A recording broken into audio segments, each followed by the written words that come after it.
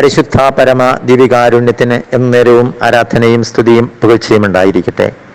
ഈശോയിൽ പ്രിയപ്പെട്ടവരെ, കുർബാന അനുഭവ ധ്യാനത്തിൻ്റെ 34-ാം ദിവസത്തിലേക്ക് നമുക്ക് പ്രാർത്ഥനാപൂർവം പ്രവേശിക്കാം. ഇന്നലെ നാം പറഞ്ഞു നിർത്തിയത് വചന ശുശ്രൂഷയെക്കുറിച്ചാണ്. വചനത്തിൻ്റെ മേശയിൽ നിന്നും അപ്പത്തിൻ്റെ മേശയിലേക്ക് നാം പോയാൽ മാത്രമേ അപ്പത്തിൻ്റെ മേശയിൽ വെച്ച് നമ്മുടെ കണ്ണ് തുറക്കുകയുള്ളൂ എന്നാണ് പറഞ്ഞു നിർത്തിയത്. വചനം കേൾക്കുമ്പോൾ ഹൃദയം ജ്വലിച്ചാൽ അപ്പം ഭക്ഷിക്കുമ്പോൾ കണ്ണുകൾ തുറന്നു കിട്ടും. ഇതാണ് പറഞ്ഞു നിർത്തിയത്. പ്രിയപ്പെട്ടവരെ, നിങ്ങളുടെ മനസ്സിൽ നിന്നും എല്ലാം മാഞ്ഞു പോയാലും സിറോ മലബാർ സഭയിലെ കുർബാനയിലെ ക്രമമനുസരിച്ച് അച്ഛൻ സുവിശേഷം ഉയർത്തിപ്പിടിച്ചുകൊണ്ട് വരുമ്പോൾ, മുഖം മറച്ച് വരുമ്പോൾ, ഈശോ നമ്മോട് സംസാരിക്കുകയാണ് എന്നുള്ള ആ ഒരു ഓർമ്മ ഒരിക്കലെങ്കിലും നമ്മുടെ മനസ്സിൽ നിറയാൻ വേണ്ടി നമുക്ക് പ്രാർത്ഥിക്കാം. അച്ഛൻ വചനം വായിക്കുന്നതിന് തൊട്ടു മുൻപ് ചൊല്ലുന്ന രഹസ്യ പ്രാർത്ഥനയിൽ കർത്താവായ മിശിഹായെ, നിന്റെ നിയമത്തിൽ ഞങ്ങളെ ജ്ഞാനികളാക്കണമേ എന്ന് പ്രാർത്ഥിക്കുന്നുണ്ട്. നിയമം എന്ന് പറഞ്ഞാൽ വചനം എന്നാണ് അർത്ഥം. നിന്റെ ജ്ഞാനത്താൽ ഞങ്ങളുടെ മനസ്സിനെ ജ്വലിപ്പിക്കണമേ, നിന്റെ സത്യത്താൽ ഞങ്ങളുടെ ആത്മാക്കളെ വിശുദ്ധീകരിക്കണമേ. അത്രമാത്രം ഹൃദയസ്പർശിയായ പ്രാർത്ഥനയാണത്. ഈ ദൈവവചനത്തിൻ്റെ ആ പ്രാധാന്യം പ്രിയപ്പെട്ടവരെ നമ്മൾ തിരിച്ചറിയണം. അതിനുശേഷം നിങ്ങൾ ശ്രദ്ധിച്ചിട്ടുണ്ടോ എന്നറിയില്ല, അച്ഛൻ ഭക്തിയോടുകൂടി വചനം ചുംബിക്കുകയാണ്.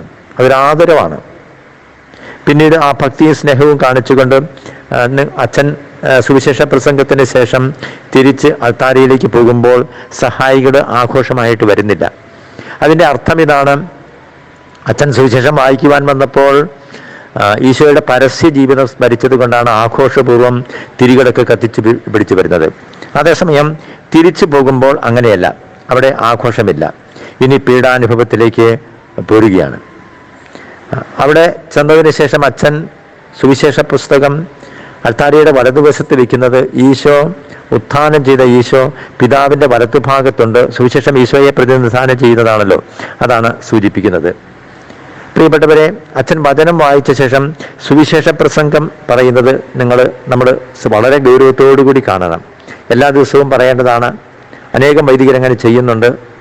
ഞാനും പോകുവാൻ അനേകം പേർ തിരക്ക് കൂട്ടുന്നത് കൊണ്ട് പലപ്പോഴും സുവിശേഷം വായിക്കുന്നതിന് മുൻപ് ഹ്രസ്വമായൊരു ചിന്തയാണ് പങ്കുവയ്ക്കുന്നത്. എന്തൊക്കെയാണെങ്കിലും മനുഷ്യൻ അപ്പം കൊണ്ട് മാത്രമല്ല, ദൈവത്തിൻ്റെ നാവിൽ നിന്നും വീഴുന്ന ഓരോ വാക്കുകൊണ്ടുമാണ് ജീവിക്കുന്നത് എന്നുള്ള ആ ബോധ്യം നമ്മുടെ ഉള്ളിലേക്ക് നിറയണം. ദൈവത്തിൻ്റെ വചനം അത്രമാത്രം ശക്തിയുള്ളതാണ്, അത്രമാത്രം ഹൃദയസ്പർശിയാണ്. അച്ഛന്മാർ വചനം വ്യാഖ്യാനിക്കുമ്പോൾ എന്നെ കേൾക്കുന്ന ആരെങ്കിലും അച്ഛന്മാരുണ്ടെങ്കിൽ വചനം ഉപയോഗിച്ച് വചനത്തെ വിശദീകരിക്കുകയാണ് വേണ്ടത്. ജനത്തിന് ഇഷ്ടം, ഞാൻ ആരെയും കുറ്റപ്പെടുത്താനല്ല, കുറച്ച് കഥകൾ കേൾക്കാനും കുറച്ച് സംഭവങ്ങൾ കേൾക്കാനുമാണ്. പക്ഷേ വചനം കൊണ്ട് വചനത്തെ വിശദീകരിക്കുവാനായിട്ട് മാക്സിമം ശ്രമിക്കണം. 119-ാം സങ്കീർത്തനത്തിൽ വചനത്തെക്കുറിച്ച് എത്രയോ ഹൃദയസ്പർശിയായ ചിന്തകളാണ് നാം കേൾക്കുന്നത്. അങ്ങയുടെ വാക്കുകൾ എനിക്ക് എത്ര മധുരമാണ്, അവ എൻ്റെ നാവിന് തേനിനേക്കാൾ മധുരമാണ്. 103-ാമത്തെ വചനമാണ്. 72-ാമത്തെ വചനം എങ്ങനെയാണ്? ആയിരക്കണക്കിന് പൊൻവെള്ളി നാണയങ്ങളെക്കാൾ അങ്ങയുടെ വചനത്തിൽ നിന്ന് പുറപ്പെടുന്ന നിയമമാണ് എനിക്ക് അഭികാമ്യം. അത്രമാത്രം അവിടെ 119-ാം സങ്കീർത്തനം മുഴുവൻ അങ്ങനെയാണ്. അതിൻ്റെ 130-ാമത്തെ വാക്യം, അങ്ങയുടെ വചനങ്ങളുടെ ചുരുളഴിയുമ്പോൾ പ്രകാശം പരക്കുന്നു, എളിയവർക്ക് അത് അറിവ് പകരുന്നു. ഞാൻ ഇത്രയും വിശദീകരിച്ചത് ഈ വചന ശുശ്രൂഷ അത്ര പ്രധാനപ്പെട്ടതാണ് എന്ന് ഓർമ്മിപ്പിക്കാൻ വേണ്ടിയാണ്. രാസകുർബാന കണ്ടിട്ടുള്ളവർക്ക് അറിയാം. അതിനുശേഷം അച്ഛൻ പ്രധാന കാർമ്മികൻ 4 പ്രാവശ്യം അഗാധമായ സാഷ്ടാംഗ പ്രണാമം ചെയ്യുന്നുണ്ട്. അവിടെ കാർമ്മികരും അവസാന ഭാഗത്ത് കൂടുന്നുണ്ട്. ഓരോ വശത്തും 3 വട്ടം വെച്ച് അച്ഛൻ ചുംബിക്കുകയാണ്. അതായത് 4 വശത്തും 3 പ്രാവശ്യം വെച്ച് ചുംബിക്കുമ്പോൾ 4 ഗുണം 3 12 അപ്പസ്തോലന്മാരെ സ്മരിക്കാൻ വേണ്ടിയിട്ടാണ്. അത് ഗത്സമനിലെ ഈശോയുടെ പ്രാർത്ഥനയുടെ പ്രതീകമാണ്. സ്വർഗത്തേക്ക് കരങ്ങൾ ഉയർത്തിയവൻ പ്രാർത്ഥിപ്പൂ, റൂഹായെ ക്ഷണിപ്പൂ എന്നൊക്കെ പറയുമ്പോൾ പിന്നീട് ഈശോയെ അവിടെ വെച്ച് പിടിച്ചുകൊണ്ട് പോവുകയാണ്. ആ രംഗം നമ്മൾ ഇവിടെ സ്മരിക്കുകയാണ്.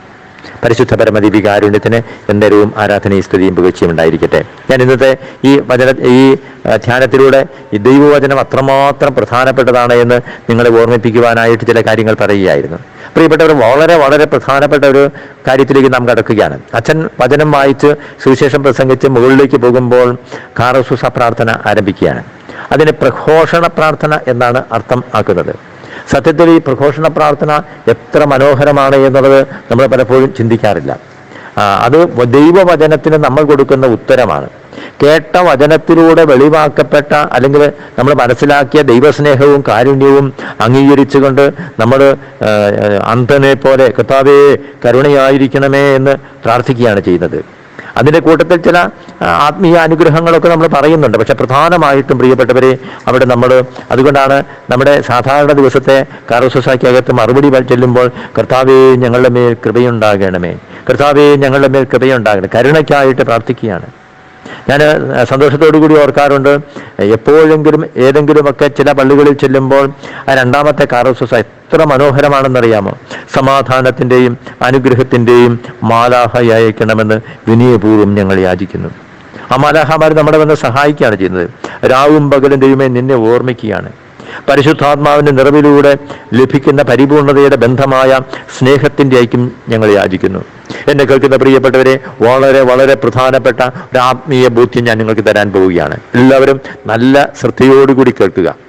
ഈ കാറോസൂസ പ്രാർത്ഥനയുടെ ഏറ്റവും അവസാനം ശുശ്രൂഷ ചെല്ലുന്നത് എന്ന് നിങ്ങൾ ശ്രദ്ധിച്ചിട്ടുണ്ടോ? നമുക്കെല്ലാവർക്കും നമ്മെയും നാം ഓരോരുത്തരെയും പിതാവിനും പുത്രനും പരിശുദ്ധാത്മാവിനും സമർപ്പിക്കാം. മറുപടി എന്താണ്? ഞങ്ങളുടെ ദൈവമായ കർത്താവേ അങ്ങേക്ക് ഞങ്ങൾ സമർപ്പിക്കുന്നു. അസാധാരണമായൊരു ശ്രദ്ധയോടുകൂടി നിങ്ങൾ എന്നെ കേൾക്കണം. എന്താണെന്നറിയാമോ? ശുശ്രൂഷി ഈ കാറോസൂസ പ്രാർത്ഥന ചൊല്ലിക്കൊണ്ടിരിക്കുന്ന സമയത്ത് വൈദികൻ അപ്പവും വീഞ്ഞും ഒരുക്കുകയാണ്. അപ്പവും വീഞ്ഞും നമ്മുടെ കാഴ്ച വസ്തുക്കളുടെ അല്ലെങ്കിൽ ബലിവസ്തുക്കളുടെ മുഴുവൻ പ്രതീകമാണ്. നമ്മളെല്ലാം ബലിവസ്തുക്കളായി മാറേണ്ടവരാണ്. അപ്പോൾ നമുക്കെല്ലാവർക്കും നമ്മെയും നാം ഓരോരുത്തരെയും പിതാവിനും പുത്രനും പരിശുദ്ധാത്മാവിനും സമർപ്പിക്കാമെന്ന് പറയുമ്പോൾ വൈദികൻ അപ്പവും വീഞ്ഞും ഒരുക്കുന്ന ആ ബലിവസ്തുക്കളായിട്ട് നമ്മൾ മാറുകയാണ്. നമ്മൾ എവിടെയാണെന്നറിയാമോ? ഇനി അക്കാസായിലും പീലാസായിലുമാണ്. നമ്മളിപ്പോൾ നിൽക്കുന്നത് ഹൈക്കല, ഭൂമിയുടെ പ്രതീകമായ ദേവാലയത്തിന്റെ ഉള്ളിലാണ്. അത് ഹൈക്കല എന്നാണ് പറയുന്നത്. അത് ലോകത്തിന്റെ ഭൂമിയുടെ പ്രതീകമാണ്. പക്ഷേ അച്ഛൻ അപ്പവും വീഞ്ഞും ഇപ്പോൾ ഒരുക്കിയപ്പോൾ പ്രിയപ്പെട്ടവരെ ശ്രദ്ധിക്കുക, ആ കാറോസൂസ പ്രാർത്ഥനയുടെ സൂചന എന്താണെന്നറിയാമോ? നമുക്കെല്ലാവർക്കും നമ്മെയും നാം ഓരോരുത്തരെയും പിതാവിനും പുത്രനും പരിശുദ്ധാത്മാവിനും സമർപ്പിക്കാമെന്നാണ്. പിന്നെ നമ്മൾ എവിടെയാണെന്നറിയാമോ? നമ്മൾ പിന്നെ ആകാസായിലും പീലാസായിലുമാണ്. നിങ്ങളുടെ ഉള്ളിലേക്ക് ഒരു ആത്മീയ അനുഭവം കടന്നു വരട്ടെ.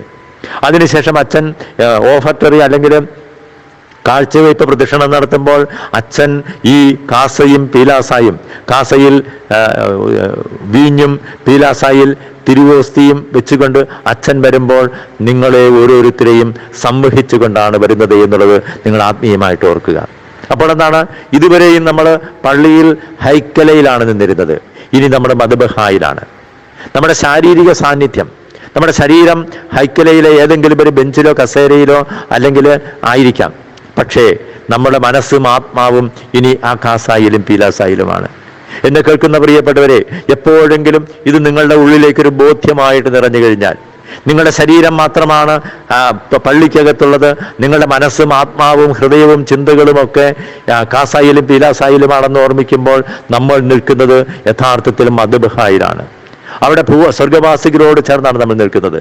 നിങ്ങൾ ശ്രദ്ധിച്ചിട്ടുണ്ടോ? അച്ഛൻ നമ്മുടെ കർത്താവ് ഈശോ മിശിഹായുടെ കൃപയും പിതാവായ ദൈവത്തിന്റെ സ്നേഹവും പരിശുദ്ധാത്മാവിന്റെ സഹവാസവും നിങ്ങളോടുകൂടി ഉണ്ടായിരിക്കട്ടെ എന്ന് പറഞ്ഞ് ആശീർവദിക്കുമ്പോൾ 4 പ്രാവശ്യം സീറോ മലബാർ സഭയിലെ കുർബാനയിൽ ഈ കാഴ്ച വസ്തുക്കളിലേക്ക് അല്ലെങ്കിൽ ദിവ്യ രഹസ്യങ്ങളിലേക്കാണ് അച്ഛൻ കരങ്ങൾ കൊണ്ട് ആശീർവദിക്കുന്നത്. അതിന്റെ അർത്ഥം എന്താണെന്ന് അറിയാമോ? നമ്മുടെ ജീവിതത്തെയാണ് ആശീർവദിക്കുന്നത്. നിങ്ങൾ ഏതെങ്കിലും ഒരു വിഷമതയുമായി, ഒരു ആത്മീയ നിയോഗമായി, വിട്ടുമാറാത്ത ഒരു ആസക്തിയെ കർത്താവേ നീ ശുദ്ധീകരിക്കണമേ എന്ന് പറഞ്ഞാണ് വരുന്നതെങ്കിൽ ആസക്തി അവിടെ വിട്ടുപോവുകയാണ്. കാരണം അച്ഛൻ ആശീർവദിക്കുന്നത്, അച്ഛനല്ല ഈശോയാണ് ആശീർവദിക്കുന്നത്. ഏതെങ്കിലും ഒരു പ്രത്യേക നിയോഗം, ആരുടെയെങ്കിലും രോഗം അല്ലെങ്കിൽ ഏതെങ്കിലും ഒരു ഭൗതിക നിയോഗം എന്തുമായിക്കൊള്ളട്ടെ, ആശീർവാദം വന്ന് വീഴുന്നത് ഇതിലേക്കാണ് എന്നുള്ളത് പ്രിയപ്പെട്ടവരെ നമ്മൾ ഓർമ്മിക്കണം. ഈ കാഴ്ച വസ്തുക്കളിലേക്കാണ്. അവിടെ ആത്മീയ പിതാക്കന്മാര് നമ്മെ പഠിപ്പിക്കുന്നത് എന്താണെന്ന് അറിയാമോ? മാമോദീസായിലൂടെ ആരംഭിച്ച ബലി നവീകരിക്കേണ്ട സമയമാണ്. എല്ലാ സമർപ്പിതരും, കേൾക്കുന്ന വൈദികരെ സമർപ്പിതരും നിങ്ങളുടെ സന്യാസവ്രതങ്ങളെ നവീകരിക്കുവാനുള്ള അവസരമായിട്ട് ഇതിനെ കാണണം. ദമ്പതികൾ എന്താണെന്നറിയാമോ? ദേവാലയത്തിൽ വെച്ച് ഒരു ശരീരമായി തീർന്നെങ്കിൽ ആ ദാമ്പത്യ ബന്ധത്തിന്റെ നവീകരണം ഈ നമുക്കെല്ലാവർക്കും നമ്മെയും നാം ഓരോരുത്തരെയും എന്ന് പറഞ്ഞ് സമർപ്പിച്ചതിന് ശേഷം ആ നിമിഷം ഒന്ന് ഓർമ്മിക്കണം. ചില ആത്മീയ പിതാക്കന്മാരിങ്ങനെ പറയുന്നുണ്ട്, പിതാവായ ദൈവത്തിന്റെ കയ്യിലേക്ക് നമ്മുടെ ആത്മാവിനെ നൽകണം, പുത്രനായ ക്രിസ്തുവിന്റെ കയ്യിലേക്ക് നമ്മുടെ മനസ്സിനെ നൽകണം, പരിശുദ്ധാത്മാവായ ദൈവത്തിന്റെ കയ്യിലേക്ക് നമ്മുടെ ശരീരത്തെ നൽകണം. അങ്ങനെ ആ കാസായും പീരാസായും ഉയർത്തി അങ്ങനെ അച്ഛൻ ആശീർവദിക്കുന്ന സമയത്തൊക്കെ ഇത് വളരെ പ്രധാനപ്പെട്ട ഒരു കാര്യമായിട്ട് എന്നെ കേൾക്കുന്ന പ്രിയപ്പെട്ടവരെ നിങ്ങളുടെ ഉള്ളിലേക്ക് നിറയട്ടെ. സത്യത്തിൽ ഞാനൊരു കാര്യം കൂടി പറയുവാൻ ആഗ്രഹിച്ചു, പക്ഷെ ഇതിവിടെ അവസാനിപ്പിക്കുമ്പോൾ നിങ്ങളുടെ മനസ്സിലേക്ക് ഇത് പറയാൻ വേണ്ടിയിട്ടാണ്.